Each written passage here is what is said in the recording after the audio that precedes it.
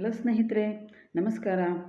ಸಹಾಯಕ ಪ್ರಾಧ್ಯಾಪಕರ ನೇಮಕಾತಿ 2021ರಲ್ಲಿ compulsory English paper ಒಂದಿದೆ. ಅದರಲ್ಲಿ ನಿಮಗೆ 5 ಮಾರ್ಕ್ಸ್ಗೆ ಎರರ್ ಐಡೆಂಟಿಫಿಕೇಷನ್ ಮಾಡೋಕ್ಕೆ ಬರುತ್ತೆ. ಅದು ನಿಮಗೆ ಗೊತ್ತಿರ್ತಕ್ಕಂಥದ್ದು. ಸೊ ಈ ವಿಡಿಯೋದಲ್ಲಿ ನಾವು ನೋಡೋಣ ಹೇಗೆ ಆ ಎರರ್ಗಳನ್ನು ಡಿಟೆಕ್ಟ್ ಮಾಡೋದು ಅಂತ. ಸ್ನೇಹಿತರೆ, ಇಂಗ್ಲೀಷಲ್ಲಿ ಯಾವಾಗಲೂ ಒಂದೇ ಸೆಂಟೆನ್ಸ್ಗಳು ಅಥವಾ ಯಾವುದೋ ಒಂದೇ ತರಹದ ತಪ್ಪುಗಳನ್ನು ಅವರು ಕೊಡ್ತಾರೆ, ಅದನ್ನು ನಾವು ಫೈಂಡ್ ಔಟ್ ಮಾಡಬೇಕು ಅನ್ನೋ ಹಾಗಿಲ್ಲ. ಯಾಕೆಂದರೆ ಇಂಗ್ಲೀಷಿನಲ್ಲಿ ಗ್ರಾಮರ್ ಪಾಯಿಂಟ್ಸ್ಗಳು ಸಾಕಷ್ಟಿದೆ. ಆ ಗ್ರಾಮರ್ ಪಾಯಿಂಟ್ಸನ್ನೆಲ್ಲ ಅಪ್ಲೈ ಮಾಡಿ ಅವರು ನಮಗೆ ಎರರ್ ಐಡೆಂಟಿಫಿಕೇಷನ್ಗೆ ಕೊಡ್ತಾ ಹೋಗ್ತಾರೆ. ಬನ್ನಿ ನೋಡೋಣ ಇಲ್ಲಿ ಯಾವುದಾದ್ರು ಡಿಪಾರ್ಟ್ಮೆಂಟ್ಸಲ್ಲಿ ಅವರು ನಮಗೆ ಆ ಎರರ್ಸನ್ನು ಕೊಡ್ತಾರೆ ಅಂತ ಹೇಳ್ಬಿಟ್ಟು. ಮೊದಲನೇದಾಗಿ ಆರ್ಟಿಕಲ್ಸ್ ಏನು ಬರುತ್ತೆ ಇದಕ್ಕೆ ಕೊಡ್ತಾರೆ. ಆರ್ಟಿಕಲ್ಸಲ್ಲಿ ಯಾವಾಗಲೂ ಏನು ಅಂದರೆ ಎ, ಆ್ಯನ್, ದ ಅಂತ 3 ಬರೋದು ನಿಮಗೆ ಗೊತ್ತೇ ಇದೆ. ಇವೆರಡು ಇಂಡೆಫಿನಿಟ್ ಆರ್ಟಿಕಲ್, ಇದು ಡೆಫಿನಿಟ್ ಆರ್ಟಿಕಲ್. ಹಾಗೆ ಪ್ರಿಪೋಸಿಷನ್ಸ್ ಬರ್ತಾ ಹೋಗ್ತದೆ. ಪ್ರಿಪೋಸಿಷನಲ್ಲಿ ಏನು ನಾವು ಎಲ್ಲಿ ಬೈ ಯೂಸ್ ಮಾಡಬೇಕು, ಎಲ್ಲಿ ಫ್ರಮ್ ಯೂಸ್ ಮಾಡಬೇಕು, ಎಲ್ಲಿ ಅಟ್ ಯೂಸ್ ಮಾಡಬೇಕು, ಎಲ್ಲಿ ಅಮಂಗ್ ಯೂಸ್ ಮಾಡಬೇಕು, ಈ ಥರದ ತಪ್ಪುಗಳನ್ನು ಇವುಗಳ ಫ್ರಮ್ ಬರೋ ಜಾಗದಲ್ಲಿ ಅಟ್ ಕೊಡ್ತಾರೆ, ಬೈ ಬರೋ ಜಾಗದಲ್ಲಿ ಮತ್ತಿನ್ನೇನೋ ಕೊಡ್ತಾರೆ. ಹೀಗೆ ಆ ಥರ ಕೊಟ್ಟಾಗ ಅದನ್ನು ಫೈಂಡ್ ಔಟ್ ಮಾಡಬೇಕಾಗುತ್ತೆ. ಇದನ್ನು ನಾನು ನೆಕ್ಸ್ಟ್ ಸ್ಲೈಡ್ಸಲ್ಲಿ ನಿಮಗೆ ಎಕ್ಸಾಂಪಲ್ ಸಮೇತ ಒಂದೆರಡು ಎಕ್ಸಾಂಪಲ್ಸನ್ನು ನಾನು ತೋರಿಸ್ತಾ ಇದ್ದೀನಿ ಈ ವಿಡಿಯೋದಲ್ಲಿ. ನೆಕ್ಸ್ಟ್ ಇನ್ನು ಟೆನ್ಸ್ ಅಂತ ಏನು ಬರುತ್ತೆ. ಟೆನ್ಸ್ ಅಂತೂ ನಿಮಗೆ ಗೊತ್ತೇ ಇರೋದು 3 ಕಾಲಗಳಿದೆ. ಆದರೆ ಇಂಗ್ಲೀಷ್ನಲ್ಲಿ ಒಂದೊಂದು ಕಾಲದಲ್ಲೂ ಅದನ್ನು 4 ಆಗಿ ಡಿವೈಡ್ ಮಾಡ್ತಾರೆ ಅವರು, ಸಬ್ ಡಿವಿಷನ್ಸ್ ಅವು. ಹಾಗಾಗಿ 12 ಕಾಲಗಳನ್ನು ಮಾಡ್ತಾರೆ. 12 ಕಾಲಗಳಿಗೂ ಕೂಡ ಸಪ್ರೇಟ್ ವರ್ಬ್ ಫಾರ್ಮ್ಯಾಟ್ ಇದೆ. ಇಲ್ಲಿ 12 ಕಾಲಗಳಿಗೂ ಕೂಡ ವರ್ಬ್ ಫಾರ್ಮ್ಯಾಟ್ ಇರೋದರಿಂದ ಇದರಲ್ಲಿ ಸಾಕಷ್ಟು ತಪ್ಪುಗಳನ್ನು ಅವರು ಈಸಿಯಾಗಿ ನಮಗೆ ಕೊಡಬಹುದು ಮತ್ತು ನಾವು ಅದನ್ನು ಫೈಂಡ್ ಔಟ್ ಮಾಡಬೇಕಾಗುತ್ತೆ. ವರ್ಡ್ ಆರ್ಡರ್ ಅಂತ ನೆಕ್ಸ್ಟ್ ಬರುತ್ತೆ. ವರ್ಡ್ ಆರ್ಡರ್ ಅಂತ ಅಂದಾಗ ನಾವು ಹಿಂದೆ ಮುಂದೆ ಈಗ ನೋಡಿ, ಫ್ರೆಂಡ್ಸ್ ಹತ್ರ ಬೇರೆ ಥರ ಮಾತಾಡ್ತೀವಿ, ಯಾವುದಾದ್ರೂ ಆಫೀಸಲ್ಲಿದ್ದಾಗ ಬೇರೆ ಮಾತಾಡ್ತೀವಿ, ನಮ್ಮ ಕೆಲಸಕ್ಕೆ ಹೋದಾಗ ಅಲ್ಲಿ ಬೇರೆ ಥರ ಮಾತಾಡ್ತೀವಿ. ಆ ಥರ ಮಾತನಾಡುವಾಗ ವರ್ಡ್ ಆರ್ಡರ್ ಅಂತ ಏನಿದೆ ಅದು ಹಿಂದೆ ಮುಂದೆ ಆಗ್ತದೆ. ಫ್ರೆಂಡ್ಸ್ ಹತ್ರ ಇಟ್ಸ್ ಓಕೆ, ಬಟ್ ಅಫಿಷಿಯಲಿ ನಾವು ಆ ಥರದ್ದು ಮಾತಾಡೋಕ್ಕಾಗಲ್ಲ. ಅದೇ ಥರನೇ ಇಲ್ಲಿ ಸೆಂಟೆನ್ಸನ್ನು ಕೊಡ್ತಾರೆ, ತಪ್ಪಾಗಿ ಹಿಂದೆ ಮುಂದೆ ಆಗಿ, ತಪ್ಪಾಗಿ ಅಂದರೆ ಹಿಂದೆ ಮುಂದಾಗಿ ಕೊಡ್ತಾರೆ. ಅದನ್ನು ಕೂಡ ನಾವು ಇಲ್ಲಿ ರೆಕಗ್ನೈಸ್ ಮಾಡಬೇಕಾಗುತ್ತೆ. ಆಮೇಲೆ ING ಫಾರ್ಮ್ ಆಫ್ ವರ್ಬ್ ಅಂತ ಹೇಳ್ತೀವಿ. ಅಂದರೆ ಈ ಪ್ಲೇಯಿಂಗ್, ರೈಟಿಂಗ್, ವಿಸಿಟಿಂಗ್ ಆ ಥರ ING ಹಾಕುವಂಥದ್ದು. ಅಲ್ಲಿ ಆ ING ಹಾಕುವಾಗ ಏನಾಗ್ತದೆ ಅಂತ ಹೇಳಿದ್ರೆ, ಆ ವಾಕ್ಯದಲ್ಲಿ ಹಾಕಬಾರದ ಜಾಗದಲ್ಲಿ ING ಹಾಕಿರ್ತಾರೆ. ಅಂದರೆ ನಾಟ್ ನೆಸಸರಿ, ಅದು ಯಾವುದೋ ನೆಸೆಸಿಟಿ ಇಲ್ಲದೇ ING ಫಾರ್ಮನ್ನು ಹಾಕಿ ಕೊಟ್ಟಿರ್ತಾರೆ. ನಾವು ಅದನ್ನು ಕರೆಕ್ಷನ್ ಮಾಡಬೇಕಾಗುತ್ತೆ. ಇನ್ನು ರಿಡಂಡೆನ್ಸಿ ಅಂತ ಹೇಳ್ತೀವಿ. ರಿಡಂಡೆನ್ಸಿ ಅಂತ ಹೇಳಿದ್ರೆ ಒಂದೇ ಪದ ಸೇಮ್ ಮೀನಿಂಗ್ ಇರ್ತದೆ, ಅದನ್ನು ಒಂದು ವಾಕ್ಯದಲ್ಲಿ 2 ಸರಿ ಪದವನ್ನು ಬಳಸಿರ್ತಾರೆ, ಮೀನಿಂಗ್ ಸೇಮ್ ಇರತಕ್ಕಂಥದ್ದು. ಅದನ್ನೇ ನಮಗೆ ಕೊಡಬಹುದು, ಅದನ್ನು ನಾವು ರೆಕಗ್ನೈಸ್ ಮಾಡಬೇಕಾಗುತ್ತೆ ಎಕ್ಸಾಮಿನೇಷನಲ್ಲಿ. ಇನ್ನು ರಾಂಗ್ ವರ್ಡ್ ಅಂತ ಹೇಳ್ತೀವಿ. ರಾಂಗ್ ವರ್ಡ್ ಅಂತ ಹೇಳಿದ್ರೆ ಈಗ ಸ್ಪೆಲ್ಲಿಂಗು ಚೇಂಜ್ ಇರುತ್ತದೆ, ಪ್ರೊನೌನ್ಸಿಯೇಷನ್ ಮಾತ್ರ ಸೇಮ್ ಇರ್ತದೆ. ಅದಕ್ಕೆ ಹೋಮೋಫೋನ್ಸ್ ಅಂತ ಇಂಗ್ಲೀಷಲ್ಲಿ ಹೇಳ್ತಾರೆ. ಅದನ್ನು ಕೂಡ ನೀವು ಇಲ್ಲಿ ರೆಕಗ್ನೈಸ್ ಮಾಡಬೇಕಾಗುತ್ತೆ. ಸೊ ಮೊದಲನೇದಾಗಿ ನೋಡೋಣ ಬನ್ನಿ, ಆರ್ಟಿಕಲ್ಸಲ್ಲಿ ಯಾವ ತರಹ ಇದನ್ನು ತಪ್ಪುಗಳನ್ನು ಕೊಡ್ತಾರೆ ಅಂತ ನೋಡಿ. ಈಗ ಎಲಿಫೆಂಟ್ ಅಂತ ಇದೆ. ನಾವು ಯಾವಾಗಲೂ ಒಂದು ಸ್ನೇಹಿತರೆ ನೆನಪಲ್ಲಿ ಇಟ್ಕೊಳ್ಳಿ, ಇಂಗ್ಲೀಷಲ್ಲಿ ಸ್ವರಗಳು ಅಂತ ಹೇಳಿದರೆ AEIOU ಅಂತ ಹೇಳಿ 5 ಅಕ್ಷರಗಳನ್ನು ಸ್ವರಗಳನ್ನಾಗಿ ರೆಕಗ್ನೈಸ್ ಮಾಡ್ತಾರೆ. ಅದರಲ್ಲೂ ಕೂಡ ತುಂಬ ಪ್ರೊನೌನ್ಸಿಯೇಷನ್ ಇದ್ದಾಗ ಕೆಲವೊಂದಕ್ಕೆ ಅದು ಬರೋದಿಲ್ಲ. ಈಗದು ಆ ಥರದ್ದು ಯುಗೆ ಆ ಥರದ ಒಂದು ಎಕ್ಸಾಂಪಲ್ಸ್ ಇದೆ, ಅದನ್ನು ಹೇಳ್ತೀನಿ ನಿಮಗೆ ನಾನು. ಈಗ ಇವುಗಳ ಹಿಂದೆ ನಾವು ಯಾವಾಗಲೂ ಸ್ವರಗಳು ಅಂತ ಏನು ಕರೀತಾರೆ, ಇವುಗಳ ಹಿಂದೆ ಯಾವಾಗಲೂ ನಾವು ಆ್ಯನ್ ಹಾಕಬೇಕು ಅಂತ ಹೇಳ್ಬಿಟ್ಟದು. ಆ್ಯನ್ ನೋಡಿ, ಇಲ್ಲಿ ಎ ಅಂತ ಕೊಟ್ಟಿದ್ದಾರಲ್ಲ, ಈ ಜಾಗದಲ್ಲಿ ನಾವು ಆ್ಯನ್ ಇರಬೇಕಾಗಿತ್ತದು, ಆ್ಯನ್ ಎಲಿಫೆಂಟ್. ಇನ್ನೊಂದು ಸೂಕ್ಷ್ಮಗಳು ಕನ್ನಡದಲ್ಲಿ ನಿಮಗೆ ಗೊತ್ತಿರ್ತಕ್ಕಂಥದ್ದು, ಕನ್ನಡದ ಅ-ಆ-ಇ-ಈ ಅಂತ ವರ್ಣಮಾಲೆಯಲ್ಲಿ ಇಲ್ಲಿ ಬರ್ತಕ್ಕಂಥ ಸ್ವರಗಳೇನಿದೆ ಅವುಗಳನ್ನು ನೀವು ಪ್ರೊನೌನ್ಸಿಯೇಷನ್ ಆಗಿ ಇಂಗ್ಲೀಷಲ್ಲಿ, ಅಂದರೆ ಇಂಗ್ಲೀಷಿನ ಪದಗಳು ಆ ಒಂದು ಸೌಂಡಿಂದ ಹೊರಟಿದ್ರೆ, ಈಗ ನೋಡಿ ಎಲಿಫೆಂಟ್ ಅಂತ ಇದೆ, ಇಲ್ಲಿ ಕನ್ನಡದ ಎ ಒಂದು ಸೌಂಡ್ ಕರೆಕ್ಟಾ. ಈ ಥರದ್ದನ್ನು ನೀವು ನೋಡಿಕೊಂಡ್ರೆ ಏನಾಗುತ್ತೆ ಅಂದರೆ ಈ ಆ್ಯನ್ ಎಲಿಫೆಂಟ್ ಅಂತ ಹೇಳಿ ನಾವು ಮಾಡ್ಬೋದು. ಅಂದರೆ ಕನ್ನಡದ ಅ ಟು ಅಹಂವರೆಗೂ ನಾವು ಏನು ಮಾಡ್ತೀವಿ ಅಂತ ಹೇಳಿದ್ರೆ, ಆ ಸೌಂಡ್ಗಳು ಇಂಗ್ಲೀಷ್ನಲ್ಲಿ ಪ್ರಾರಂಭ ಆದಾಗ ಆ ಪದಗಳ ಹಿಂದೆ ಅಥವಾ ಕೆಲವರು ಮುಂದೆ ಅಂತ ಅದನ್ನು ಪ್ರೊನೌನ್ಸಿಯೇಷನ್ ಮಾಡ್ತಾರೆ, ಹಿಂದೆ ಅಂತ ಹೇಳ್ತಾರೆ. ಎ ಬದಲು ನೀವು ಅಲ್ಲಿ ಆ್ಯನನ್ನು ಹಾಕಬೇಕಾಗುತ್ತೆ, ಆ್ಯನ್ ಹಾಕಬೇಕು ನೀವು ಇಲ್ಲಿ. ಇಷ್ಟೇ ಅಲ್ಲಿ ನೀವು ಮಾಡಬೇಕಾಗಿರೋ ಒಂದು correction. An elephant found in a village ಅಂತ, ಈಗ ಹಳ್ಳಿಗಳಲ್ಲೆಲ್ಲ ಎಲಿಫೆಂಟ್ಸ್ ಬರ್ತಾ ಇದೆ, ನಿಮಗದು ಗೊತ್ತುಂಟು. ಇನ್ನು next, Abhishek is a honest man. ನೋಡಿ ಇಲ್ಲಿ ಆ ಅಂತ ಹೇಳಿಬಿಟ್ಟು ನಾವು ಪ್ರೊನೌನ್ಸಿಯೇಷನ್ ಮಾಡ್ತಾಯಿದ್ವಿ. ಆ ಅಂತ ಕನ್ನಡದ ಆ ಅಂತ ಹೇಳಿದೆ ನಾನು. ಇಲ್ಲಿ ಹೆಚ್ಚಿದೆ, ಬಟ್ ಪ್ರೊನೌನ್ಸಿಯೇಷನ್ ನಾವು ಯಾವ ಥರ ಮಾಡ್ತಿದ್ವಿ, ಆ ಅಂತ ಮಾಡ್ತೀವಿ. ಸೊ ಇಲ್ಲಿ ನೀವು ಆ್ಯನನ್ನು ಹಾಕಬೇಕಾಗುತ್ತೆ, ಎ ಅಲ್ಲ ಆ್ಯನನ್ನು ಹಾಕಬೇಕಾಗುತ್ತೆ. Next, in Pavan is an university. ನೋಡಿ ಇದು ಒಂದು ಎಕ್ಸೆಪ್ಷನ್ ಅಂತ ನಾನು ನಿಮಗೆ ಹೇಳಿದ್ದೀನಿ. ಯು ಅಂತ ಸ್ಪೆಲ್ಲಿಂಗ್ಸ್ ಬಂದ ತಕ್ಷಣ ನೀವು ಇದು ನೋಡೋಕ್ಕಾಗಲ್ಲ, ಇದು ಯು ಅಂತ ಹೇಳಿ ಕನ್ಸಿಡರ್ ಆಗ್ತಕ್ಕಂಥದ್ದು. ಹಾಗಾಗಿ ಅದನ್ನು ನೀವು ಇಲ್ಲಿ ಆ್ಯನ್ ಬಿಟ್ಟು ಎ ಹಾಕಬೇಕಾಗತ್ತೆ. ಇದನ್ನು ಉದ್ದೇಶಪೂರ್ವಕವಾಗಿ ಸೆಂಟೆನ್ಸನ್ನು ನಾನು ನಿಮಗೆ ತಿಳಿಸಿದ್ದೀನಿ. ಯೂನಿವರ್ಸಿಟಿ ಅಂತ ಎಲ್ಲೋ ಬಂದಾಗಲೂ ಕೂಡ ನೀವು ಆ ವಾಕ್ಯದ ಹಿಂದೆ ಅಥವಾ ನೀವು ಮುಂದೆ ಅಂತ ಅನ್ನೋದಾದರೆ ಸರಿ, ಆ ವಾಕ್ಯದ ಹಿಂದೆ ನೀವು ಎಯನ್ನು ಸೇರಿಸಬೇಕಾಗತ್ತೆ, not an. In mangoes are sold at 50 Rs50 the kilo ಅಂತ ಇದೆ. ಇಲ್ಲಿ ನಾವು ಯಾವಾಗಲೂ ದ ಅಂತ ಸೇರಿಸೋದಿಲ್ಲ, ಎ ಅಂತ ಸೇರಿಸ್ತೀವಿ. 50 Rs50 ಅ ಕಿಲೋ ಅಂತ ಹೇಳಿಬಿಟ್ಟು ನಾವು ಅದನ್ನು ಹೇಳ್ತಕ್ಕಂಥದ್ದು. ಈ ಕಿಲೋ ಇದೇನು ಇವು ಮೆಜರ್ಮೆಂಟ್ಸ್ಗೇನಿರುತ್ತೆ ಅದರ ಹಿಂದ್ಗಡೆಗೆ ದ ಬರೋದಿಲ್ಲ, ಎ ಬರುತ್ತೆ. I will come back in a hour ಅಂತ ಹೇಳ್ತೀವಿ. ನೋಡಿ ಇಲ್ಲೂ ಕೂಡ ನಾವು ಅ ಅಂತ ಹೇಳಿ ಪ್ರೊನೌನ್ಸಿಯೇಷನ್ ಮಾಡ್ತೀವಿ, ಕನ್ನಡದ ಅ ಅದು. ಆದರೆ ಇಲ್ಲಿ ಸ್ಪೆಲ್ಲಿಂಗ್ಸ್ ಬಂದು ಹೆಚ್ಚಿದೆ, ಆಗ ನಾವು ಅ ಅಂತ ಪ್ರೊನೌನ್ಸಿಯೇಷನ್ ಮಾಡೋದ್ರಿಂದ ಆ್ಯನ್ ಅಂತ ಹಾಕಬೇಕು ಅನ್ನುವಂಥದ್ದು ಇಂಗ್ಲೀಷ್ನಲ್ಲಿ ಮಾಡಿರ್ತಕ್ಕಂಥ ಒಂದು ರೂಲ್. ಇದನ್ನು ನೆನಪಿಟ್ಕೊಳ್ಳಿ. ಕನ್ನಡದಲ್ಲಿ ಅ ಟು ಅಹಾವರೆಗೂ ಪ್ರೊನೌನ್ಸಿಯೇಷನ್ ಯಾವುದೇ ಇಂಗ್ಲೀಷ್ನಲ್ಲಿ ಪ್ರಾರಂಭ ಆದರೂ ಕೂಡ ನೀವು ಅದರ ಹಿಂದ್ಗಡೆ ಕಣ್ಣು ಮುಚ್ಕೊಂಡು ಆ್ಯನನ್ನು ಹಾಕ್ಬೋದು. The man had built an hut ಅಂತ ಇದೆ. ನೋಡಿ ನಾವಿಲ್ಲಿ ಹ ಅಂತ ಹೇಳಿ ಇದನ್ನು ಪ್ರೊನೌನ್ಸಿಯೇಷನ್ ಮಾಡ್ತಿದ್ದೀವಿ. ಹ ಅಂತ ಬಂದಾಗ ಅದು ವ್ಯಂಜನ ಆಗುತ್ತೆ, ಹಾಗಾಗಿ ಇಲ್ಲಿ ಆ್ಯನ್ ಬರೋದಿಲ್ಲ, ಎ ಅಂತ ಬರುತ್ತೆ ಅಂತ. ಇನ್ next, Rama and his friends killed a barking Deere and divided a meet ಅಂತ ಹೇಳ್ತಾರೆ. ಯಾಕೆ ಅ ಅಂತ ಅಲ್ಲ, ಎ ಮೀಟ್, ಅದು ಎ ಮೀಟ್ ಅಂತ ಹೇಳಬಾರ್ದು, ಬಟ್ ಹೇಳ್ತಾ ಇದ್ದಾರೆ ಇವರು ಅಂತಂದರೆ ಏನು ಅದಕ್ಕೆ ರೀಸನ್ ಅಂತ ಹೇಳಿದ್ರೆ, ಈಗ ಆಲ್ರೆಡಿ ಅವರು ಬಾರ್ಕಿಂಗ್ ಡೀರ್ ಅಂತ ಹೇಳಿಬಿಟ್ಟು ಕೊಟ್ಟಿದ್ದಾರೆ. ಇದು ಹೊಸದಾಗಿ ಕೊಟ್ಟಾಗ ಎ ಬಳಸಬಹುದು, ಬಟ್ ಇಲ್ಲಿ ಒಂದು ಹೊಸದಾಗಿ ಬಳಸಿದ ಆದ ನಂತರ ನೆಕ್ಸ್ಟ್ ಅದೇ ಡೀರಿನ ಮಾಂಸವನ್ನು ಅವರು ಶೇರ್ ಮಾಡ್ತಾ ಇರೋದು. ಹಾಗಾಗಿ ನಾವಿಲ್ಲಿ ಡೆಫಿನೆಟ್ ಟೆನ್ಸನ್ನು ಯೂಸ್ ಮಾಡಬೇಕಾಗುತ್ತೆ, ದ ಹಾಕಬೇಕಾಗತ್ತೆ. ಸೊ ಫಸ್ಟ್ ಒನ್ ನಿಮ್ಗೆ ಗೊತ್ತಿಲ್ಲದೆ ಇರೋ ವಿಚಾರಗಳನ್ನು ಹೇಳುವಾಗ ಎ ಹಾಕ್ಬೋದು, ಇಂಗ್ಲೀಷ್ನಲ್ಲಿ ಅದು ರೂಲು. ನೆಕ್ಸ್ಟ್ ಅದರ ಬಗ್ಗೆನೇ ನೀವು ಮಾತಾಡ್ತಿರ್ಬೇಕಾದ್ರೆ ದ ಹಾಕಬೇಕು, ಯಾಕಂದರೆ ಅದಕ್ಕೆ ಕನ್ಫರ್ಮೇಷನ್ ಸಿಕ್ಕಿದೆ ಅನ್ನೋದು ಅದರ ಅರ್ಥ. ಇದಿಷ್ಟು ಒಂದು ಸ್ವಲ್ಪ ಎಕ್ಸಾಂಪಲ್ಸು ಫ್ರೆಂಡ್ಸ್ ಆರ್ಟಿಕಲ್ಸಿಗೆ. ನೆಕ್ಸ್ಟ್ ಇದಕ್ಕೆ ಹೋಗೋಣ ನಾವು. ಪ್ರಿಪೋಸಿಷನ್ಸ್ ಅಂತ ಹೇಳ್ತೀವಿ. ಪ್ರಿಪೋಸಿಷನ್ಸಲ್ಲಿ ನೋಡಿ, the place was already occupied from the slum people ಅಂತ ಹೇಳಿದೆ ಅಂತ ಇದೆ ಇದು ಅಲ್ವಾ. ಇಲ್ಲಿ ಸೆಂಟೆನ್ಸಲ್ಲಿ ಪ್ರಿಪೋಸಿಷನ್ಸಲ್ಲಿ ಯಾವುದಾದ್ರು ಬರ್ತದೆ ಅಂತ ಹೇಳಿಬಿಟ್ಟು ನಾವು ನೋಡೋದಾದರೆ, ಆಗ ನೋಡಿ ಇಲ್ಲಿ ಅಕ್ಯುಪೈಡ್ ಫ್ರಮ್ ಅಂತ ಏನಿದೆ ಇದು, ಇಲ್ಲಿ ಅಕ್ಯುಪೈಡ್ ಬೈ ಅಂತ ಹೇಳಿಬಿಟ್ಟು ಆಗಬೇಕು. ಹೀಗೆ ಈ ಥರದ ಕೆಲವೊಂದು ಇವುಗಳನ್ನು ನಾವು ಫ್ರಮ್ ಇದ್ದಲ್ಲಿ ಬೈ ಹಾಕೋದು, ಇವು ಪ್ರಿಪೋಸಿಷನ್ಸಲ್ಲಿ ಅವರು ಯೂಶ್ವಲಿ ಮಾಡ್ತಕ್ಕಂಥ ಒಂದು ಮಿಸ್ಟೇಕ್ಸನ್ನು ಕೊಟ್ಟಿರ್ತಾರೆ, ನಾವು ಅದನ್ನು ಫೈಂಡ್ ಔಟ್ ಮಾಡಬೇಕಾಗತ್ತೆ. ನೆಕ್ಸ್ಟ್ ಒನ್ ನೋಡಿ, there is a letter to you ಅಂತ ಇದೆ.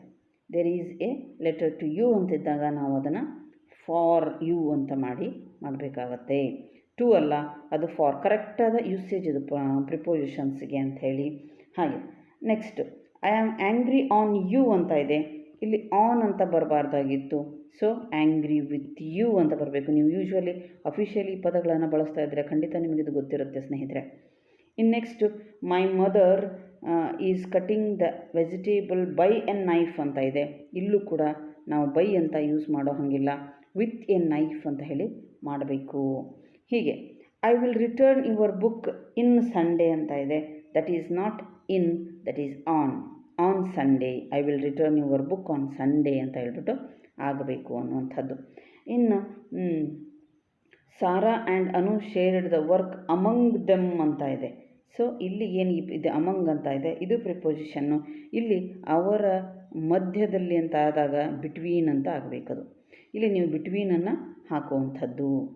My father has been working in this college from ಅಂತ ಹೇಳ್ತಾರೆ, ಅದು ಫ್ರಮ್ ಅಲ್ಲ, ಸಿನ್ಸ್ ಅಂತ.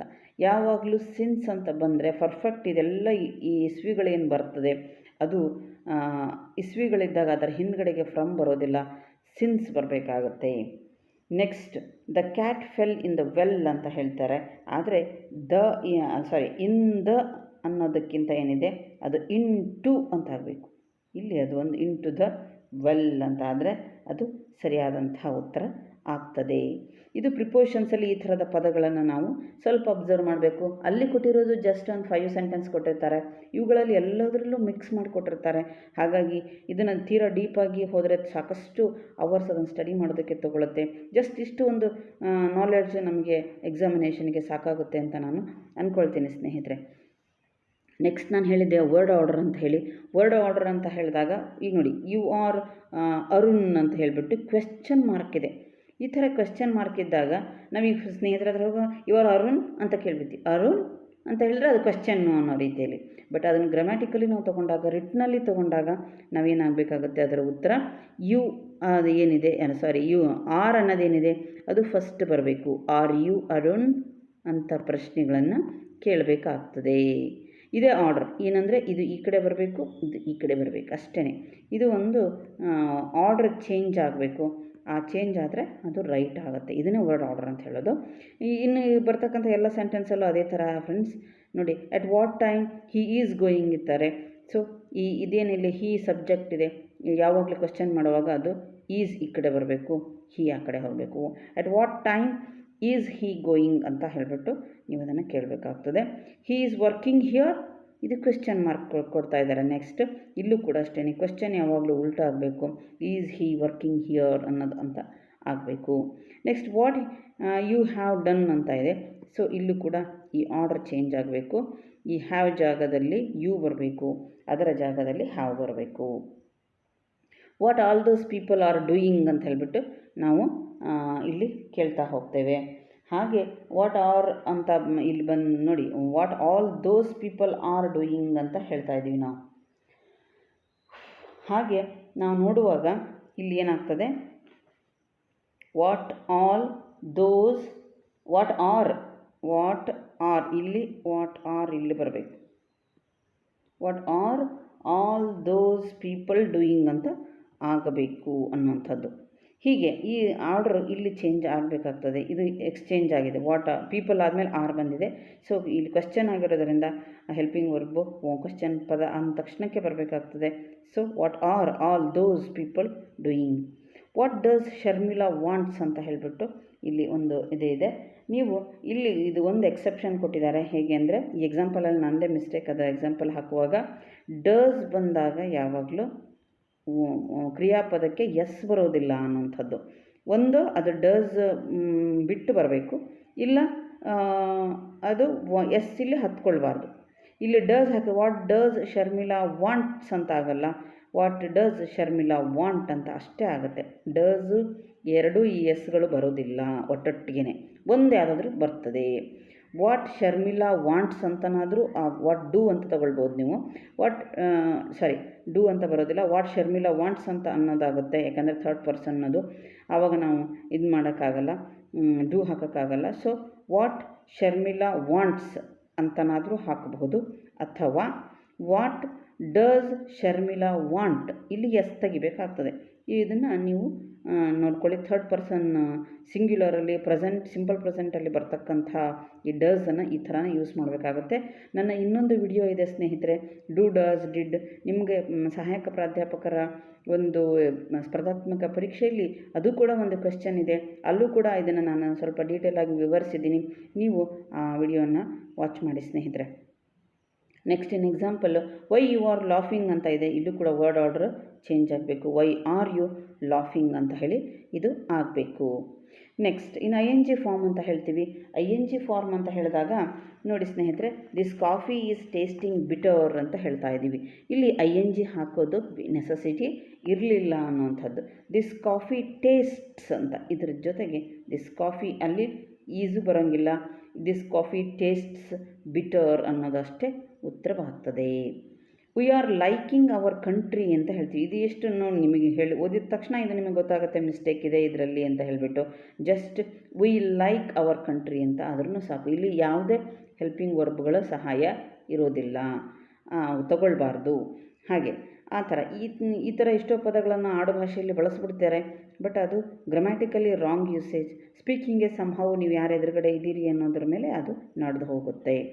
ಇನ್ನು children are liking to play ಅಂತ ಹೇಳಿ ಇದೆ. ಅಲ್ಲಿ ಇಲ್ಲಿ ಆರ್ ಕೂಡ ಬರೋದಿಲ್ಲ, ಲೈಕ್ ಅಷ್ಟೇ. ಚಿಲ್ಡ್ರನ್ ಲೈಕ್ ಟು ಪ್ಲೇ ಅಂತ ಹೇಳಿಬಿಟ್ಟು ಚಿಲ್ಡ್ರನ್ ಬಹುವಚನ ಆಗಿರೋದ್ರಿಂದ ಲೈಕ್ ಅಷ್ಟೇ ಹಾಕಿದ್ರೂ ಸಾಕು. ಚಿಲ್ಡ್ರನ್ ಲೈಕ್ ಟು ಪ್ಲೇ ಅಂತ ಹೇಳಿಬಿಟ್ಟು ನೀವು ಅದನ್ನು ಆನ್ಸರ್ ಮಾಡಬೇಕಾಗುತ್ತೆ. Are you believing what Suma says ಅಂತ ಇದೆ. ಇದು ಇಲ್ಲಿ ನೋಡಿ ಆರ್ ಬದಲು ಡೂ ಬರಬೇಕಾಗುತ್ತೆ question form. You believe ING ಬರೋದಿಲ್ಲ. ಬಿಲೀವ್ ಆದಮೇಲೆ ವಾಟ್ ಸುಮಾ ಸೇಸ್ ಅನ್ನೋದನ್ನು ನೀವು ಕರೆಕ್ಷನ್ ಮಾಡಬೇಕಾಗ್ತದೆ. ಇನ್ನು ಲಾಸ್ಟ್ ಒನ್ ನೋಡಿ, the can is containing 10 litres of oil ಅಂತ ಹೇಳಿದೆ. ಕಂಟೈನಿಂಗ್ ಬೇಕಾಗಲ್ಲ ಇಲ್ಲಿ, ಅದು ದ ಕ್ಯಾನ್ ಕಂಟೈನ್ಸ್. ಈಸ್ ಕೂಡ ಬರೋದಿಲ್ಲ, ನಾನು ಹೇಳಿದೆ ನಿಮಗೆ. Contains, the can contains 10 litres of oil.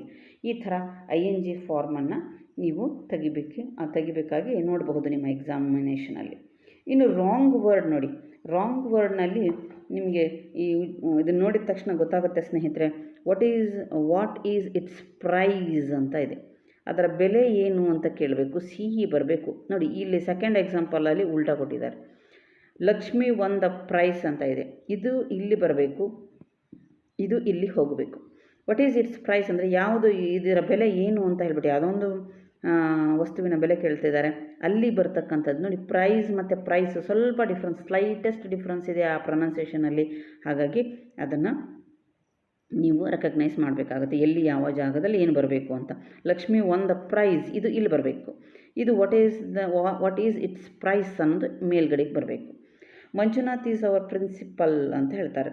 ಇಲ್ಲಿ ನಾವು ಈ ಪ್ರಿನ್ಸಿಪಲ್ ಬೇರೆ ಎಲ್ಲೂ ಚೇಂಜ್ ಆಗಲ್ಲ, ಬಟ್ ಪ್ರೊನೌನ್ಸಿಯೇಷನಲ್ಲಿ ಸ್ಲೈಟೆಸ್ಟ್ ಚೇಂಜ್ ಆಗ್ತದೆ.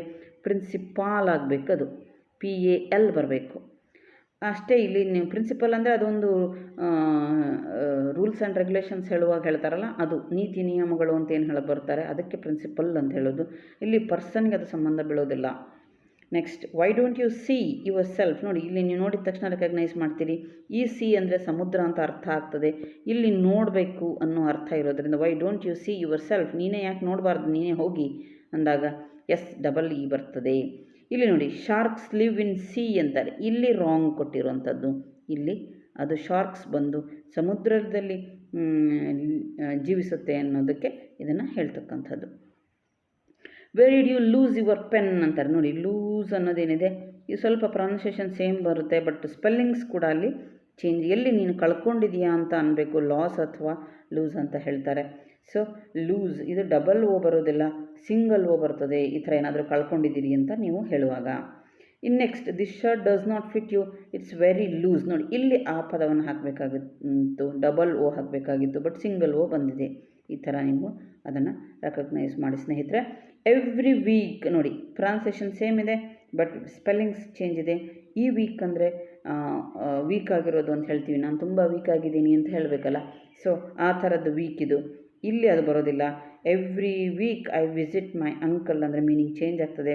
So you have to put EK ಅಂದರೆ ವಾರ ಅನ್ನೋ ಅರ್ಥವನ್ನು ಇಂಗ್ಲೀಷಲ್ಲಿ ಅದು ಕೊಡ್ತಾ ಹೋಗ್ತದೆ. ಇನ್ನು ರಿಡಂಡೆನ್ಸಿ ಅಂತ ನೋಡಿ ಸ್ನೇಹಿತರೆ. ರಿಡಂಡೆನ್ಸಿ ಅಂತ ಹೇಳಿದ್ದೆ ನಾನು ನಿಮಗೆ, ಒಂದೇ ಪದವನ್ನು 2 ಸರಿ ರಿಪೀಟ್ ಆಗ್ತದೆ ಒಂದೇ ವಾಕ್ಯದಲ್ಲಿ ಅಂತ ಹೇಳಿಬಿಟ್ಟು. ಸೊ ಇಲ್ಲಿ will you please repeat again what you said ಅಂತ ಹೇಳ್ತಾರೆ. ಇವೆರಡೂ ಪದಗಳು ಬರೋದಿಲ್ಲ. ಬಹಳ ಜನ ಇದನ್ನು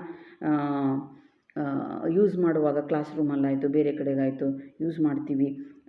ಆ ಥರ ಮಾಡೋದು ತಪ್ಪು ಗ್ರಾಮ್ಯಾಟಿಕಲಿ. ಎರಡೂ ಒಂದೇ ಅದು ಮೀನಿಂಗ್. ಹಾಗಾಗಿ ಒಂದೇ ಅದನ್ನಾದರೂ ನೀವು ಬಳಸ್ಬೋದು. Will you please repeat what you said ಅಂತನಾದರೂ ಹೇಳಬೇಕು. ವಿಲ್ ಯು ಪ್ಲೀಸ್ ಅಗೇನ್ ಇದು ಈ ಥರ ಬರೋದಿಲ್ಲ. ಬರೀ ರಿಪೀಟ್ ಅನ್ನೋದು ಮಾತ್ರ ಪದ ಇಲ್ಲಿ ಬರ್ತಾ ಹೋಗ್ತದೆ. When will you return back my money ಅಂತ ಇದೆ. ಇಲ್ಲಿ ನೀವು ಎರಡು ಮೀನಿಂಗ್ ಒಂದೇ, ರಿಟರ್ನು ಮತ್ತು ಬ್ಯಾಕ್. ಸೊ ಇವೆರಡು ಪದಗಳು ಒಂದೇ ಬರೋದಿಲ್ಲ. ವೆನ್ ವಿಲ್ ಯು ರಿಟರ್ನ್ ಮೈ ಮನಿ ಅನ್ನೋದು correct usage. He was working till 12 PM midnight ಅಂತ ಹೇಳ್ತೀವಿ. ಇದು ಕೂಡ ತುಂಬ ಜನ ಯೂಸ್ ಮಾಡುವಂಥ ಪದ. 12 ಗಂಟೆ ರಾತ್ರಿವರೆಗೂ, ಮಧ್ಯರಾತ್ರಿವರೆಗೂ ಕೆಲಸ ಮಾಡ್ತಾಯಿದ್ರು ಅಂತ. ಇಲ್ಲಿ PM ಅಂತ ಮೆನ್ಷನ್ ಆದಮೇಲೆ ಮತ್ತೆ ಮಿಡ್ನೈಟ್ ಬರೋದಿಲ್ಲ. ಇದೇ ಇಲ್ಲಿ ಎಕ್ಸೆಪ್ಷನ್. ಅಂದರೆ ನೀವು ಇದನ್ನು ರೆಕಗ್ನೈಸ್ ಮಾಡಬೇಕು. Either it is used as midnight or PM. ನೋಡಿ, he was working till 12 midnight ಅಂತ ಹೇಳಿದ್ರು okay. Otherwise he was working till 12 PM ಅಂತನಾದರೂ ಸ್ಟಾಪ್ ಮಾಡಬೇಕು. ಅಷ್ಟಕ್ಕೇ ಎರಡೂ ಒಟ್ಟೊಟ್ಟಿಗೆ ಬರೋದಿಲ್ಲ. ಇದು ಸೇಮ್ ಸೆಕೆಂಡ್ ನೆಕ್ಸ್ಟ್ ಲೈನ್ಗೂ ಅದು ಅಪ್ಲೈ ಆಗುತ್ತೆ ಸ್ನೇಹಿತರೆ. ಹಿ ವೋಕಪ್ ಅಟ್ 3 AM ಅಂತಾರೆ. ಬರೀ ಅಷ್ಟೇನಾದರೂ ಬರಿಬೋದು, ಅಥವಾ he woke up at 3 in the morning. AM ಸೇರಿಸ್ಬೇಡಿ, ಆವಾಗ ಬಿಟ್ಟುಬಿಡಿ. ಆ ಥರ ಅದನ್ನು ನೀವು ಕರೆಕ್ಷನ್ ಮಾಡಬೇಕು. In Gandhiji has written the autobiography of his life ಅಂತ ಇದೆ ನೋಡಿ. Autobiography itself is a meaning of his life ಅಂತ ಹೇಳಿಬಿಟ್ಟು, ಸೊ ಆಟೋಬಯೋಗ್ರಫಿ ಅಂತ ಹೇಳ್ತಾರೆ. ಅಂದರೆ ಅವರದೇ ಲೈಫಿನ ಬಗ್ಗೆ ಅವ್ರು ಬರ್ಕೊಳ್ತಕ್ಕಂಥದ್ದು. ಇಲ್ಲಿ ಎರಡೂ ಅದೇ ಥರ ಆಫ್ ಹೀಸ್ ಲೈಫ್ ಅಂತೇನಿದೆ, ಇದು ರಾಂಗ್ ಯೂಸೇಜ್ ಆಗುತ್ತೆ. Whether it is Gandhiji has written the autobiography ಅಷ್ಟೇ ಆಗಬೇಕು, or Gandhiji has written of his life ಅಂತನಾದರೂ ಆಗಬೇಕು. ಇಷ್ಟೇ ಬಿಟ್ಟರೆ ಇಲ್ಲಿ ಒಂದು ಯಾವುದಾದ್ರೂ ಪದವನ್ನು ನೀವು ಆಫ್ ಹೀಸ್ ಲೈಫ್ ಆದರೂ ತೆಗಿಬೋದು, ಆಟೋಬಯೋಗ್ರಫಿ ಆದ್ರೂ ತೆಗಿಬಹುದು. ಯಾವುದಾದ್ರೂ ಒಂದನ್ನು ಇಟ್ಕೊಳ್ಬೇಕಾಗತ್ತೆ.